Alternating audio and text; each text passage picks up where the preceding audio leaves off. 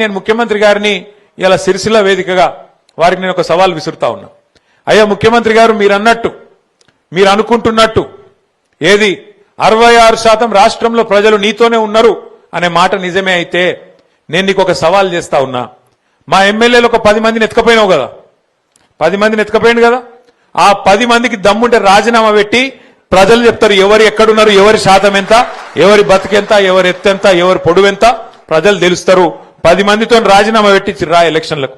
నిజంగా 10 మందిని చూస్తే కూడా నాకు నవ్వాలని ఏడవాలని తెలుస్తలేదు.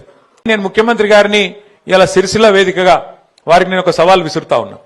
అయ్యా ముఖ్యమంత్రి గారు, మీరు అన్నట్టు, మీరు అనుకుంటున్నట్టు ఏది 66% రాష్ట్రంలో ప్రజలు నీతోనే ఉన్నారు అనే మాట నిజమే అయితే నేను నీకు ఒక సవాల్ చేస్తా ఉన్నా.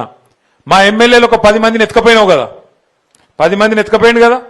ఆ 10 మందికి దమ్ముంటే రాజీనామా పెట్టి ప్రజలు చెప్తారు ఎవరు ఎక్కడున్నారు, ఎవరి శాతం ఎంత, ఎవరి బతుకెంత, ఎవరి ఎత్తెంత, ఎవరి పొడువెంత ప్రజలు తెలుస్తారు. 10 మందితో రాజీనామా పెట్టి రా ఎలక్షన్లకు. నిజంగా 10 మందిని చూస్తే కూడా నాకు నవ్వాలని ఏడవాలని తెలుస్తలేదు.